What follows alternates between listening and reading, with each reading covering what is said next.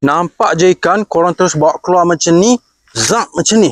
Terus dapat satu jaring saiz besar macam ni guys. Jaring yang boleh lipat tau macam ni. Buka dia punya klip, dia boleh jadi kecil macam ni.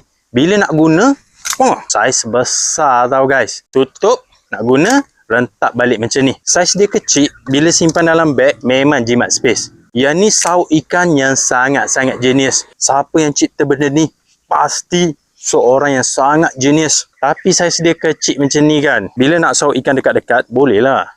Tapi yang cipta benda ni dah fikir benda tu guys. Dia buat yang jenis teleskopik yang korang boleh tarik 1.7 meter. Panjang tau. Yang ni baru syok sauk ikan jauh-jauh. Kalau korang dapat ikan besar, ikan pula duduk jauh, sauk macam ni, tak ada hal guys. Dan yang paling syok, bila nak simpan, korang tinggal tarik je macam ni. Buka dia punya klip, rentak sikit macam ni. Terus saiz kecil macam ni.